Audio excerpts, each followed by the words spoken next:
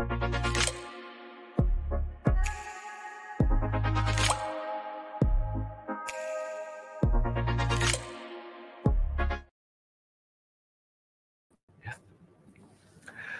bum, bum, bum. Bam, bam, bam, bam. Moi drodzy, nadajemy naprawdę na żywo, właśnie tutaj z Warszawy, z samego serca Polski, kryptowalutawej Polski, ale zanim przejdziemy dalej, proszę napiszcie, jak nas widać, jak nas słychać, ponieważ nadajemy trochę w warunkach polowych i tutaj właśnie po prawej stronie, a waszej lewej siedzi Kamil i zaraz mi powie, czy są jakieś komentarze, będziemy to sprawdzać, a my dzisiaj przechodzimy do dyskusji o tym, kiedy będzie ten wielki kryzys, no bo już niektórzy mówią, prorokują, czy wieszczą, że kryzys nadejdzie w styczniu, bo jak nadejdzie w styczniu, to naprawdę lipa dla nas wszystkich. Łukasz, jak ty myślisz? No to jest wielka przepowiednia nowego Nostradamusa, tak słyszałem, że jest nazywany. Ten człowiek przewidział długo wcześniej, przed samym faktem tej próby zabójstwa Trumpa, że coś takiego będzie miało miejsce. Podobno miał taką wizję, przyśniło mu się, czy zobaczył, nie wiem dokładnie jak to fizycznie wyglądało, ale był dosyć dokładny w swoim opisie. Mówił o tym, że będzie uszkodzone ucho, że będzie miał taką trójkątną ranę, że no właśnie, że w ogóle dojdzie do nieudanej próby zabójstwa, ale istotne jest może to, co potem miało się dziać. I jedną z rzeczy, o których mówi, jest to, że będzie wielki kryzys. No i powiem tak, można popatrzeć na takie przepowiednie zawsze na dwa sposoby. Albo można być bardzo sceptycznym i powiedzieć, to jest tylko przypadek. No wiele osób ma różne wizje, różne proroctwa, no i akurat temu człowiekowi trafiło się tak jak ślepej kurze ziarno, no i akurat dobrze coś tam sobie wymyślił, jakąś historię, która pasuje do tego, tak samo jak na przykład mówi się o Nostradamusie, ale też można powiedzieć, hej, jego opisy są zbyt dokładne, zbyt precyzyjne, nie mówimy tutaj o niedopowiedzeniach, o jakichś takich zaawolowanych stwierdzeniach, a mówimy o bardzo konkretnych rzeczach, więc no, nie wiem, czy wierzyć temu człowiekowi, czy nie. Jak to z proroctwami bywa, proroctwo będzie można rozpoznać dopiero po tym, jak się spełni.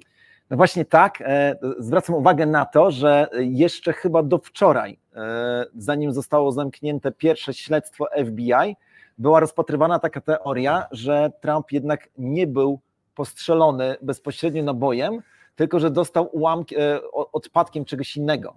To by było dość ciekawe, bo wtedy można było powiedzieć, że nie był postrzelony, ale dzisiaj rano widziałem wiadomość, że jednak doszli do wniosku, że to był odłamek naboju. No i faktycznie, to tak jak właśnie mówił na przykład Phil Konieczny, gdyby ktoś powiedział, że będzie zamach na kandydata na prezydenta, to byśmy mogli powiedzieć mało precyzyjne. Wiemy o tym, że zamachy odbywają się od czasu do czasu, szansa trafienia jest całkiem duża, tak. Ale tutaj on trafił właśnie w to ucho, prawe ucho, tak? Donalda Trumpa i to oczywiście wzbudza niepokój, jak mamy się przygotować do tego typu wydarzeń. I chciałem się teraz zastanowić z tobą, Łukasz, czy patrząc na parametry, na to, co nas otacza, patrząc na to, że S&P ostatnio spadło i to tak bardzo, bardzo mocno, czy my możemy mieć jednak nastrój byczy czy niedźwiedzi? No właśnie, to jest, zawsze jest taki problem z interpretacją tych wszystkich wskaźników. Z jednej strony dzisiaj rano czytałem taką analizę dosyć obszerną jednego z analityków, którego śledzę. On wypowiadał się o krypto i mówił o jakimś masywnym takim sygnale do wzrostów. Bardzo ciekawa i śmiała teoria. Z drugiej strony mamy wypowiedź bodajże z wczoraj, Mike'a Saylora, który mówił o tym, że Bitcoin to już nie 3, nie 5 milionów, a 12 milionów i to w bardzo krótkim czasie. No a jeszcze można tak przesunąć trochę siłę, czy punkt patrzenia i powiedzieć, no hej, żyjemy w epoce pieniądza, który jest dodrukowywany, żyjemy w epoce pieniądza, który tak naprawdę nie ma żadnej wartości, bo to jest, za nim nic poza obietnicą rządu nie stoi, stąd zresztą jego nazwa, pieniądz fiducjarny, czyli wynikający z wiary, to kiedyś to życie na kredyt musi się skończyć, bo to przypomina taką sytuację, w której finansujemy swoje kolejne kredyty z tego, że bierzemy kolejne kredyty, a w pewnym momencie nawet już nie możemy brać kredytów, tylko zaczynamy brać chwilówki, no i kiedyś to musi w końcu się popsuć. No powinno, no chyba że ktoś wywoła w międzyczasie jeszcze jakąś wojnę, ale tutaj w ogóle bardzo ważna informacja, właśnie w Rosji w tej chwili mamy już 18% stóp procentowych. Gospodarka się przegrzewa, okazuje się, że brakuje ludzi w ogóle do pracy, no bo część mężczyzn bało się poboru, no więc zaczęto oferować im lepsze wynagrodzenia, no a to skutkuje oczywiście spiralą podwyżek, ale to w Rosji. O Rosji na razie nie rozmawiamy. Chciałbym, żebyśmy teraz, Łukasz, spróbowali wymienić zbliżające się albo bycze sygnały, albo sygnały niedźwiedzie, które przekonają nas i tych wszystkich, którzy nas tutaj oglądają, do tego, czy ten kryzys będzie albo nie będzie. Zacznę od pierwszego jakby sygnału, o którym czytałem nie dalej jak wczoraj wieczorem, w Rzepie zresztą. Oto istnieje coś takiego podobno jak wskaźnik Warrena Buffetta, chociaż ja myślę, że jest wiele wskaźników, które nadaje się jego imię. I ten wskaźnik mówi, jaka jest relacja pomiędzy kapitalizacją S&P, czyli tego głównego indeksu giełdowego, w ogóle nie tylko S&P, tylko całej przestrzeni wszystkich akcji emitowanych na amerykańskich spółkach i PKB Stanów Zjednoczonych. No i okazuje się, że kapitalizacja, co dla mnie jest zaskakujące, wszystkich akcji na giełdach amerykańskich jest prawie dwukrotnie większa niż PKB amerykańskie. W momencie, kiedy dochodzi się do dwukrotności, Warren Buffett mówi, że może właśnie wszystko się rozsypać, bo przecież mamy, gospodarka produkuje tyle i tyle, spółki są wyceniane na tyle i tyle, to jest chore i niezdrowe. I on mówi, to jest sygnał nie tylko do korekty, to jest sygnał do zmiany trendu, ale uwaga, analitycy mówią, że ostatni raz, kiedy taka sytuacja miała miejsce, wiele lat temu, to amerykańskie spółki głównie świadczyły swoje usługi na terenie Stanów Zjednoczonych, a dzisiaj są globalni. Więc traktuję to jako sygnał, ale ostatecznie myślę, że jest to sygnał raczej niedźwiedzi, zwiastujący coś niepokojącego. To ja dorzucę jeszcze jeden sygnał niedźwiedzi. Otóż jak popatrzymy na przykład, znowu będę mówił o Stanach Zjednoczonych, ale dług, który ma rząd Stanów Zjednoczonych, jest już tak olbrzymi, że już praktycznie wszyscy mówią o tym, że on jest niespłacalny. Tego długu nie da się spłacić,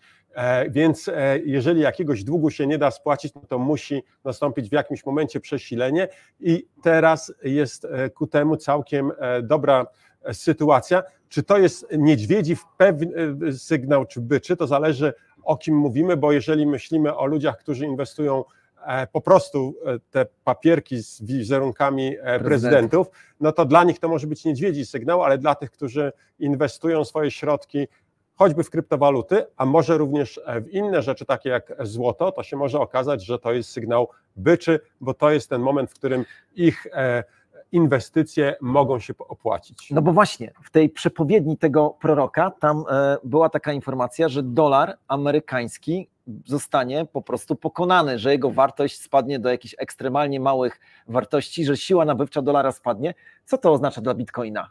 Jak myślicie, wy, którzy tutaj jesteście? Jeżeli dzisiaj Bitcoin kosztuje $70,000 i nagle okaże się, że dolar jest 100 razy mniej warty i ceteris paribus nic się nie zmienia, to jaka będzie cena Bitcoina? 100 razy większa. Czyli będzie 7 milionów. Tak, no tak to należy rozpatrywać, zwracam uwagę, ceteris paribus, czyli przy innych czynnikach bez zmian, bo wiemy o tym, że jeżeli tam dolar się zawali, no to są naczynia połączone, ale sam upadek dolara w tym ujęciu takim modelowym, laboratoryjnym sprawia, że Bitcoin po prostu będzie więcej warty i nagle się okaże, że ci wszyscy z ARK Investments, czy właśnie Michael Saylor, że oni po prostu mieli rację. Tak, no bo zawsze można rozpatrywać to stwierdzenie, że Bitcoin będzie warty $1 milion, to pytanie jest, a ile będzie warte te $1 milion? Nie? Tak. Co będziemy w stanie kupić za ten $1 milion?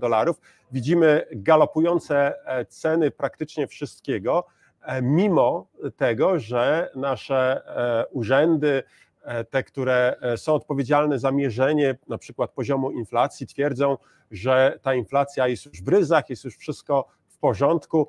W Stanach Zjednoczonych ta inflacja już jest bardzo bliska celu inflacyjnego, a jak rozmawiam ze znajomymi, no dzisiaj nawet miałem takie spotkanie ze znajomym z Nowego Jorku, to on powiedział mi: Łukasz, nie pamiętam takich wzrostów cen. Jak chcę pójść na obiad do restauracji, to wydanie mniej niż $90–100 na osobę na posiłek bez alkoholu, to zaczyna być już coraz trudniejsze i mówi: a wcale nie chodzę do jakichś super drogich restauracji, chodzę do normalnych i to już zaczyna być trudno. Mówi: a kiedyś $100 wystarczało nie tylko na mnie, ale wystarczało na randkę z dziewczyną i to jeszcze z jakąś lampką wina albo z czymś więcej, więc faktycznie mamy te rosnące ceny. Ja stosuję osobiście taki wskaźnik jajek z pewnej sieci takiej dużo powierzchniowej, nie będę mówił nazwy. Od kilku lat patrzę, ile kosztuje 30 jajek, takich najtańszych 30 jajek w rozmiarze tym największym. I ja muszę powiedzieć, że jak słyszę, że inflacja jest dwucyfrowa albo jednocyfrowa nawet, no to śmiać mi się chce przez łzy, bo ja mam wrażenie, że no, widzę ceny i to jest prawie dwukrotny wzrost rok do roku, ile kosztują te jajka, więc tutaj to się nie spina. Bardzo możliwe, że znowu coś jest ukrywane pod stołem, pod dywanem, ale za długo tego ukrywać przecież się nie da. No właśnie, wracając jeszcze do tego, o czym wspomniałeś, że niektóre państwa mają tak dodrukowanego pustego pieniądza, że nie są w stanie i tak dużo na zaciąganych długów, to jest takie zestawienie, czy takie przekonanie wśród niektórych, że 3 państwa, czy właściwie 3 przestrzenie, Stany Zjednoczone, Unia Europejska i Japonia, to są te organizacje państwowe, które nie są w stanie spłacić swoich długów przy tej ilości wydrukowanego pieniądza nawet, który w tej chwili jest, co oznacza, że doszliśmy już do jakiejś takiej gigantycznej spirali i znowuż to oznacza, że to, co jest stabilne, co jest nieruszalne i to jest w mojej ocenie sygnał właśnie byczy, mówiący o wzrostach Bitcoina, to może być tą przystanią spokoju. No i teraz powiedzmy sobie o sygnałach innych.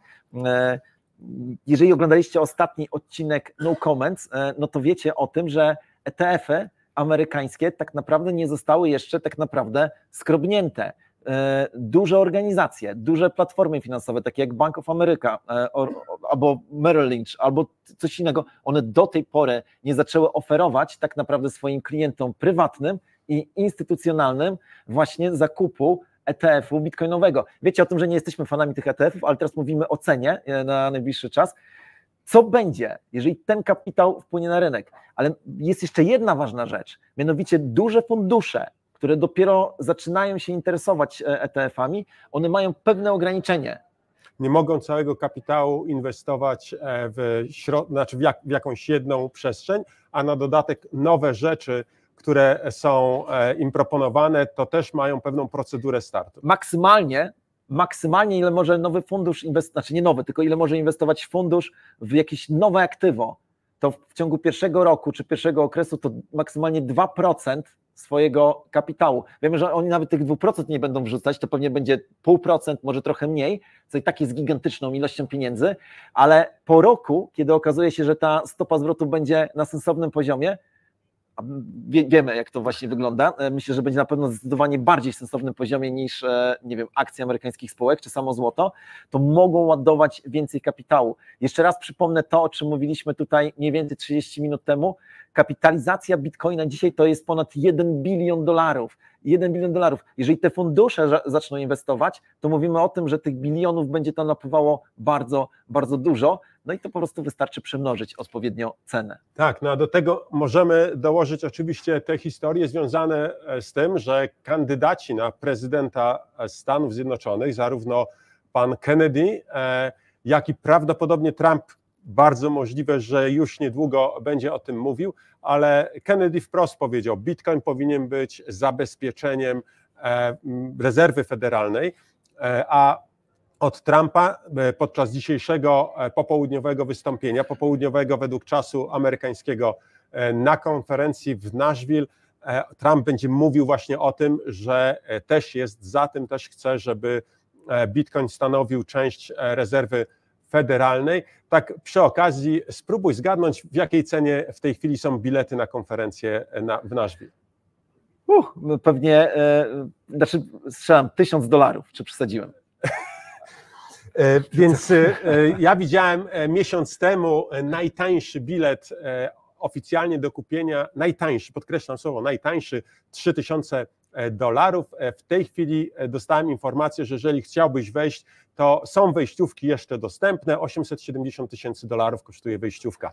Także docencie, że mówię teraz tutaj do tych wszystkich, którzy są na naszym meetupie, nie braliśmy takich kwot od was za wejściówkę. Z drugiej strony Trumpa tutaj nie ma, ale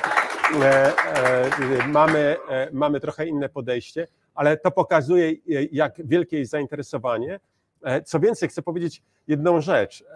Jak był Trump zaproszony na tą konferencję w Nashville, która w tej chwili jest naprawdę, zrobiła się największą konferencją kryptowalutową na świecie, wysłano również zaproszenie do pani Kamali Harris, która odmówiła przyjechania i nawet takiego oficjalnego jakiegoś komentarza, więc widzimy, że to zaczyna tam troszeczkę buzować. Bardzo jestem ciekawy, co Trump dzisiaj powie, nawet zastanawiam się, czy nie będę chciał, jeżeli będę mógł to obejrzeć na żywo, bardzo chętnie to zobaczę. No, będziemy wiedzieli po kursie Bitcoina, co powiedział. Na pewno Bitcoin zareaguje tak, jak trzeba. Z takich rzeczy, które jeszcze myślę mogą uchronić nas, być może nie przed kryzysem, ale przed spadką ceny Bitcoina, to jest bardzo ważne, jest dodruk pieniądza. Spodziewamy się, że ten dodruk nastąpi, choćby dlatego, że potencjalny kandydat, znaczy nie potencjalny kandydat, tylko potencjalny wygrany, mówimy oczywiście o Donaldzie Trumpie, jest takim człowiekiem, który lubi drukować pieniądze, pokazał to historycznie na swojej poprzedniej kadencji, a wiemy o tym, tak pokazują wskaźniki, że jeżeli następuje duży dodruk, to cena rośnie. Tak, oczywiście tutaj możemy mieć do czynienia z kilkoma czynnikami. Po pierwsze, pamiętajmy, że dodruk dolara to tak naprawdę jest sprzedawanie inflacji poza Stany Zjednoczone. W Polsce, jeżeli Polska dodrukuje złotówki, to inflacja zjada nas, Polaków, bo my tutaj żyjemy. Tak naprawdę na świecie złotówka nie jest używana praktycznie do niczego, nie jest traktowana jakokolwiek zabezpieczenie czy w handlu. Natomiast w przypadku dolara to musimy pamiętać o tym, że dolar jest używany powszechnie na całym świecie, więc mamy do czynienia, tak można troszeczkę upraszczając powiedzieć, że dolar reprezentuje gospodarkę światową i w tym momencie dodruk pieniądza w jakiejś odpowiedniej ilości czy dużej ilości, owszem, powoduje spadek jego wartości, ale ta inflacja rozlewa się po całym świecie i bezpośrednio Amerykanów prawie że nie dotyka. Tak było do tej pory. Wydaje się, że zaczyna się to kończyć choćby przez to, że mamy wojnę handlową Stanów z Chinami, choćby przez to, że państwa BRICS również mówią o własnym systemie rozliczeń, który będzie pomijał dolara, to może w istotny sposób wpłynąć. I jeszcze jeden komentarz co do samego dodruku. W roku wyborczym zwykle mieliśmy do czynienia zawsze z dodrukiem. Tak. Choćby po to, żeby, tak mówiąc wprost, po prostu skorumpować wyborców. Tak, kupić głosy wyborcze. W Polsce to się robi innymi metodami. Obiecuje się na przykład 500 czy tam 800 plus, natomiast w Stanach po prostu się drukuje pieniądze. I Trump tutaj nie był wyjątkiem. Wszyscy wcześniejsi prezydenci, którzy ubiegali się o reelekcję, mieli taki dodruk pieniądza. Ale teraz sytuacja jest o tyle inna, że aktualna administracja może spróbować dodrukować pieniądze, zluzować politykę i troszeczkę, bo oni wiedzą, że praktycznie nie mają szans, jeśli chodzi o prezydenturę, ale pamiętajmy, że tam liczą się też głosy z Kongresem i Senatem, ponieważ w tych wyborach są wybory uzupełniające do Kongresu i Senatu. I tak naprawdę demokraci w tej chwili walczą o to, żeby nie stracić władzy w Kongresie i w Senacie, więc oni mogą zrobić coś takiego. Dodrukują pieniądze w znacznej ilości, spowodują to, że uda im się kupić te głosy wyborcze, ale głównie chodzi o Kongres i Senat i zostawią troszeczkę z takim kukułczym jajem nowego prezydenta, który będzie musiał sobie poradzić z tą inflacją, która na pewno wtedy się pojawi i oni będą mogli uczciwie mówić, zobaczcie, przyszedł Trump i wszystko wszystko gruchnęło. No zobaczymy, jak to będzie. Wybory odbywają się na początku listopada. Tak, to jest chyba pierwszy wtorek, piątek, jakoś tam mają tak dokładnie określone. Drugi wtorek, właśnie, drugi wtorek listopada. Tak. Zgodnie z przepowiednią, a to jest ciekawe, że my o takich rzeczach tutaj rozmawiamy, ale przepowiednia wpłynęła na ludzi. Musicie wiedzieć, że na każdym z poprzednich meetupów odbywały się dyskusje w różnych miastach, czy faktycznie nastąpi koniec hossy na przełomie roku albo w styczniu. Zgodnie z przepowiednią w takim razie w ciągu 60 dni od wygranej Donalda Trumpa, jeżeli wygra, tutaj trzeba jasno powiedzieć, nastąpi właśnie wielki krach, wojna gospodarcza z Chinami, no i koniec świata. Zobaczymy, dość szybko by się musiało to wydarzyć, no ale wydaje mi się, to oczywiście nie jest żadna porada inwestycyjna, jedyne co mogę powiedzieć, to jest porada koleżeńska, że raczej powinniśmy być dobrej myśli, ale oczywiście musimy obserwować. To jak z apokalipsą. Nikt nie wie, jak ją interpretować, ale wszyscy czekają, jak się zacznie dziać i wtedy będziemy wiedzieć. No to być może tutaj. Było już wielu, którzy wieszczyli, że to już trwa, że to już, ale do tej pory się jeszcze nie sprawdziło, chociaż prawda jest taka, że kiedyś w końcu pewnie się sprawdzi. Tak jest. A wy, moi drodzy, jeżeli jeszcze nie zasubskrybowaliście naszego kanału, aż język mi się plącze, to proszę zróbcie to w tej chwili, wszak walczymy o lepszy świat, to żaden problem, kliknąć teraz subskrybuj, a jeżeli macie hard ducha, jesteście odważni i chcecie przełamywać fale i chcecie, żeby była hossa, to proszę udostępnijcie ten materiał. Łukasz, co chciałbyś jeszcze dodać i powiedzieć, o czym chciałbyś porozmawiać? No, tematów moglibyśmy pewnie poruszać wiele, ale jesteśmy w tej chwili na przedostatnim meetupie w ramach pierwszego Kanga On Tour i myślę, że musimy wracać do programu naszego głównego, więc myślę, że możemy przejść do naszej najważniejszej części, czyli samo mięso, fakty, nie mity. Tak jest, najbardziej kaloryczna część każdego no comment, oto przedstawiam w tej chwili mój fakt. Prawdopodobnie na Merkurym, czyli na planecie, która jest najbliżej Słońca, pod skorupą znajduje się wielkie, gigantyczne morze diamentów. Cała ta planeta może okazać się wielkim, wielkim diamentem.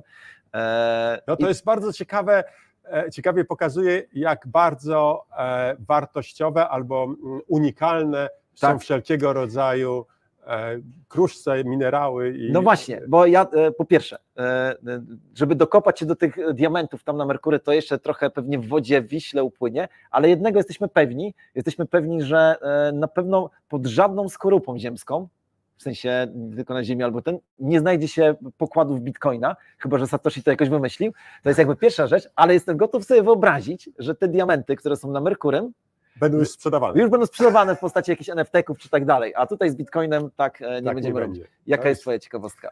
Ja mam ciekawostkę troszeczkę nawiązującą do Kangi, ale tak nie do końca prawilnie.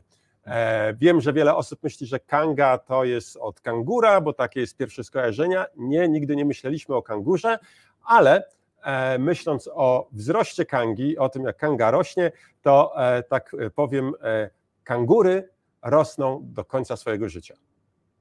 Nigdy nie przestają rosnąć, więc mamy albo rośnie. Gromkie oklaski dla tych, którzy nas oglądają w tej chwili w telewizji. No i co? Tak dobrnęliśmy. Faktycznie żałujcie, że nie mam was tutaj razem z nami. Jeżeli jesteście z Trójmiasta, to jutro zapraszamy na Kanga On Tour finał właśnie w samym Gdańsku, w Molotece, a tymczasem co? Coco Jumbo i do przodu i widzimy się we wtorek o 9:30. Hej!